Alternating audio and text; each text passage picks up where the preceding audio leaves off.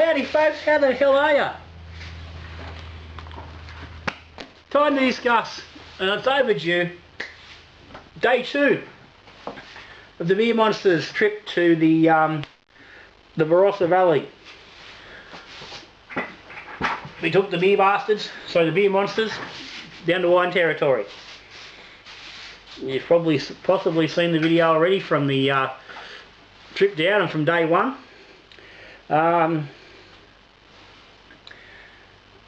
So you know it was a bloody it was a mighty big day that first day, and by the morning of the second day, well, the actual second day in the Barossa was the third day of their actual road trip itself. The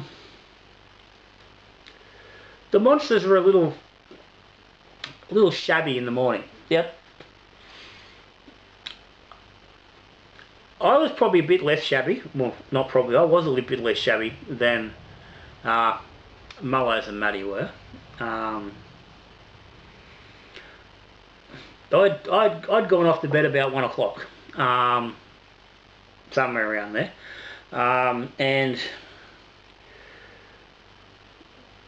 the boys had continued till about 4 o'clock by their reckoning. So we got up about 8 o'clock on the Saturday morning, and I wasn't too bad. Had a good sleep. That was a decent amount of sleep. I felt pretty good. Boys woke up probably about an hour after that. Me and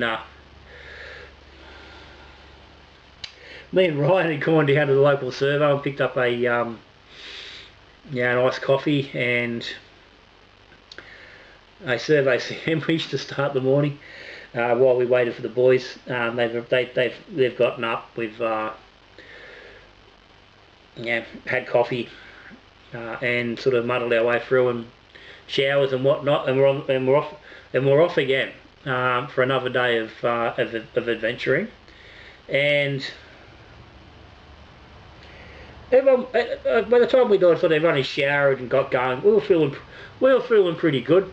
So the plan was, first brewery was 12 o'clock, because that's when they opened. I think we landed at about 12:30 at Gawler River Brewing, and we were dead set in the middle of pretty much nowhere. And I'd got nothing against that. My local brewery's in the middle of nowhere. He's a 25-minute drive from nowhere to get to him. He's 10 k's up a dirt track. This wasn't quite so far up a dirt track, but he was off in the middle of a paddock. Lovely place. Big shed, nice area. The gardens were only freshly developed. Now these guys had only been open. I think this was their second weekend they'd been opened. We only spotted them not long before we went down, so they were a late addition to the list. But because day 2 was basically going from our base in Barossa into Adelaide itself, it was on the way, so it worked nicely. But off we went. So we got there. And by the time the boys were all feeling pretty good and we're ready to go. So we grabbed some beers. Now we got there. There was no tasting paddle to be had at Gawler. So you had to buy just glasses. So everyone was just buying middies, or as they call them down there, schooners, and we'll just share them around. Everyone was sort of trying a little bit of everybody's beer as we went around. So we weren't drinking 57 bloody different beers from different places. And the beers in general were nice. They weren't exceptional. They were very simple, very approachable. They didn't push any boundaries. But apart from sort of one beer in particular, they all presented quite quite nicely and approachable. The area was nice.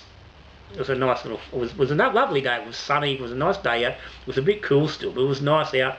There was a bit of a fire pit. The fire pit was actually fucking quite large, but it didn't have a big fire because I said again, the sun was out. It wasn't a real cold. It'd been a cold morning, but the day warmed up quite nice. So we sort of just nestled ourselves around and enjoying the beers, having a great time. We had a few laughs with a couple of different people in there. Little John provided a little bit of freehand artwork for the patrons, which isn't something you get too often, but there you go.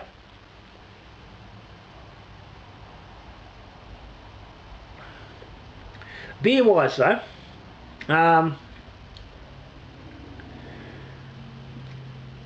the beers all sort of range from the high threes to sort of low, well, 4.2. Had an APA, the Hellas. The Hellas was quite nice. Schwartz beer, again, was decent. The dark was, it was drinkable, but it was it was too simple. Sparkling ale, which was quite nice. The knockoff Australian Pale Ale was quite a decent brew. It only scored a rated of 3.8, but again, it was nice. It was a good example of the Australian style without pushing any sort of boundaries. The Citra Pale Ale was the standout beer of the visit. Their milk stout was a step up from their dark, but again, still was lackluster is probably the best word for it. And their American Amber Ale was the big disappointment. Everybody had the same effect. It was like not good, and only scored a 2.8. No one wanted to drink it. No one sort of didn't finish the beer. It was a bit of a letdown over the whole picture. The beers were simple, and everybody sort of commented and agreed that yes, between the simplicity of the beers and the environment and the setting, it would have been a really nice place to just sit back for the afternoon, have have a belly full of beers and a great time and a few laughs and and some food and whatnot. There was pizzas flowing out of the kitchen, which looked really nice. Some of the they were really nice looking pizzas. We left food at that time. It was a little bit too early. No one was really ready to eat just at that point. But the food and the guy sitting next to me, he had a couple of he had his kids running around. They were having a grand old time, and he reckoned the pizza was fantastic. And he looked like he knew what he was talking about. So yeah, Gawler Brewing. Like I said, beers. Didn't set the place on fire, but as an overall experience, it was really nice, and probably gets the tick of the place for the weekend as the most sort of whole package. I think if you're down that way, certainly worth the effort to get out to Gawler. From there, we had a bit of a drive into Adelaide. Now, I say Adelaide, Port Adelaide. It's probably more directly into the Adelaide industrial area, and we headed to Pirate Life.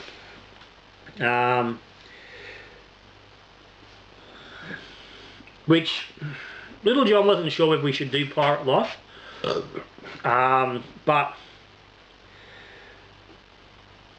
of all of the breweries nearby, it was sort of like, okay, well, what are we going to do? Most of us have tried most of the breweries at some point through different avenues. So it was almost like, okay, we really need to go Pirate Life, being it was going to be the biggest brewery of the weekend. So off we went. It didn't hurt that it was only 5 minutes up the road from Big Shed, the next stop of the day. So off we went. And yeah, it's like if you've not been to Pirate Life, and you've frequented some normal breweries, micros and the like, it's like just blows your mind, because this is it's full on. It's big. You know, you're used to going into breweries and seeing a couple of fermenters and bright tanks and, you know, and the brew gear. You walk into Pirate Life and as much as you can see behind you is tanks and pipes and pipes and tanks and more pipes and more shiny shit and there's some more pipes. It is massive. We walked in there, there must have been an estimate probably 200 people in there. It's very big, it's spread out. There was probably 15 to 18 staff members running around. Yeah, it's a concern, and the fact that there's yards full of Carlton United kegs and all the rest out the back. You know before you've even walked in there, you're walking into something that's not your typical, craft brewery. But we got in there, found ourselves a seat relatively close to the bar. When I say relatively, I mean, well, it was the table next to the end of the bar. The bar was 4,000 feet long, but we were at the end of it. So again, this is a certain amount of beers that everybody's familiar with having drunk on on can at different times, but tasting paddles ensued. We went through a certain whack of the beers, and again, the beers were all decent. If anyone who's drunk Pirate Life knows that they do a reasonable beer, but across the range, again, nothing set the world on fire. There was a selection. There was about, I think there was 4 variations of the South Coast. There was the Pale Ale, there was a Mid, there was a, what do I mean 3? There was definitely 3 versions of the South Coast. But there was definitely a mid-strength version, because we've got that here, and there was this normal South Coast. And there might have been a,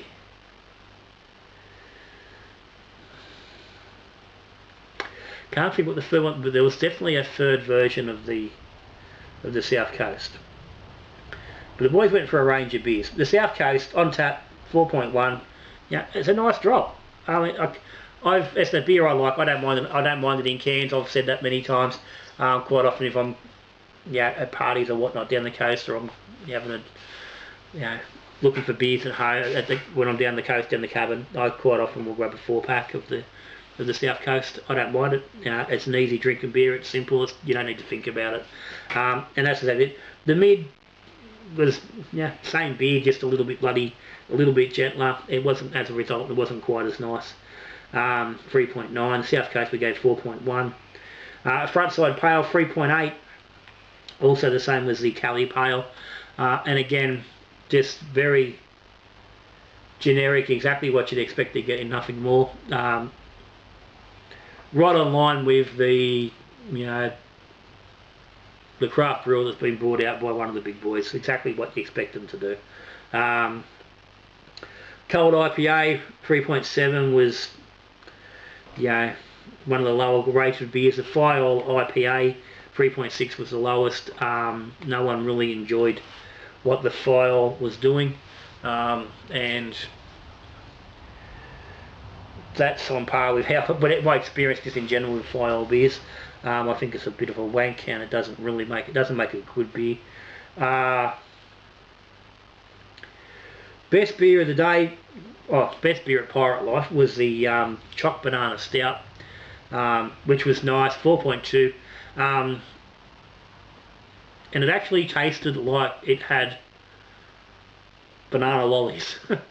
When you taste banana, you're expecting, like, the first thought that comes to mind is banana lollies, not actual bananas themselves, but banana lollies. That's the flavour you think of when you think banana. And very, very slight story, but the bananas in Fiji picked straight off the vine, straight off the banana tree. Taste like banana lollies. I won't go any further, but that's a very interesting thing. But yeah, that was a nice bit. It was chocolate. He had that bloody. It was almost like drinking a stout that had been infused with banana lollies that had been dipped in chocolate. It was quite nice. It was probably not something you could drink a lot of. It was quite sweet, but in the context of all these other simple beers, it was quite nice. There were a few other stouts there that we didn't have again. Because there was too much of the same sort of thing, so I was like, okay, pick one, and that's sort of where it went. Someone may have had one of the other stouts, but I haven't got it here, so I'm not sure. But anyway, so while we're there, we're tossing up, do we get food here, do we get food at Big Shed? Yeah, quick Google, and the food at Big Shed looked a little bit more interesting. So off we tootled. We partook in a souvenir.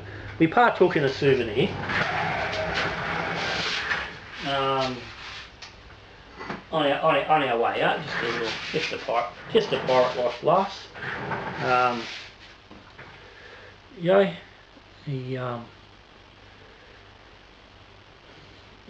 South Australian schooner with the Pirate Life insignia on, and off we went. Into the truck we got, and we're off the Big Shed. Now, this was probably the most anticipated brewery of the weekend. Ryan, over the years, has sent beers up to us boys on the East Coast who don't get much access to Big Shed. So he has sent us a few different of their cans of their brews to try out. So I've picked up a couple here, and they've had Big Shed from some beer packs. I've picked up one or two in random bottle shops here and there over the time, but they're generally not an easy beer to come across. So we're pretty happy to get there. So we got in, we've ordered ourselves some food, we sat, and fair dinkum. We got about halfway through the first beer, and everyone just went "Buh," and just dropped. The whole place, every one of it, all four of us just sort of, in one go, just sort of curled up into a little ball. And went, oh mate, I'm just about done. So, what was the smallest beer intake of the weekend took by far the longest. We had 5 different beers, and I said tasting panel beers, not full beers.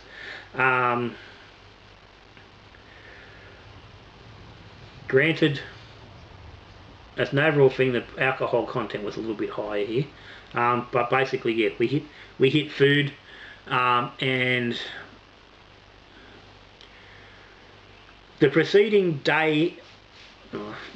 2 days caught up with us. Let's say that. As I say, we hit the wall. It took us 2.25 hours to get through our tasting panels, and to eat maybe 2/3 of the food that we'd ordered.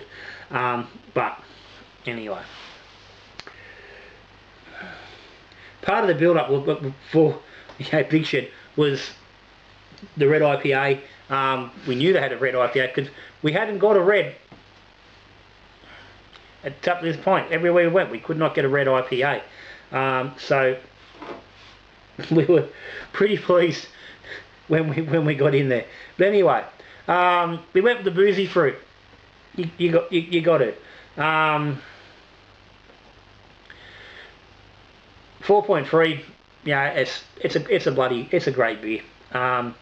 Golden Stout time, again, another 4.3. Another really good beer. It's always been a little on the sweet side, but it's a dessert stout and it's bloody nice. The red IPA, I think it's the Trolley, I think it's called. Yeah, 4.1. It's not a sensational red IPA, but it's very solid. Californicator, American Pale Ale, a 4. That was, I think Barossa got that. It was funny because all of us had bought the same paddle of 4 beers, except for Mullows, who'd actually got the Californicator instead of the Imperial Stout. We didn't. No one communicated. We just went up and got our beers, and we both all came back with basically the same paddle. So I think the vibe was, okay, we're here, let's just get, the big stuff. We didn't play around with the basic beers, the more standard pails and stuff like that. So Californicator, I wasn't a big fan of it, but the boys all enjoyed it. Mullows thought it was fantastic. I think he bought a 4-pack on the way out.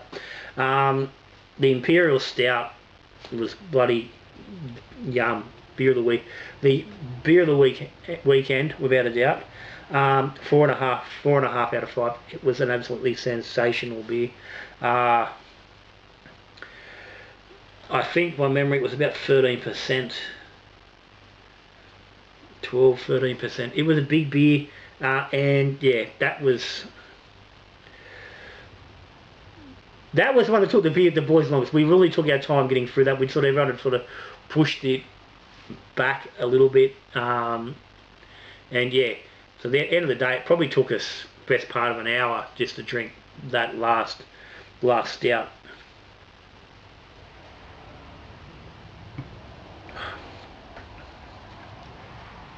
At this point, we sort of re-energized a little bit. We got over the, that drop of hitting the wall, and we were starting to feel a little bit better. It was getting late in the day, and we headed back. By the time we got back to Saltram, the boys were starting to feel much better. We were feeling a little bit more alive. We sort of recovered a little bit of breathing, and we settled into the night. And boys had a few more drinks. I think Maddie and everyone was still fairly wrecked from the night before. By the time the sun had gone down, we sat around the fire. We were starting to catch up. Maddie and Mullows were off to bed early. They went to bed about 8:30. I think I sat up to about 10:30 with Ryan, and then we headed to bed. It was like, I can't go any longer. Got to go to bed, and off we went. So day 2, again resulted in a good whack of beers, being drunk.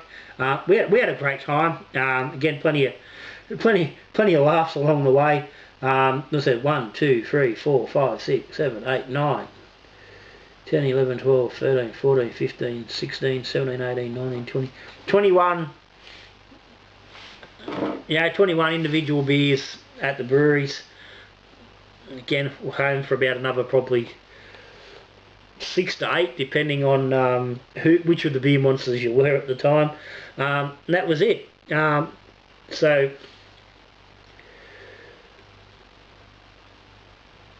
we ticked off, the bucket list, for getting the big shed and trying them beers on tap.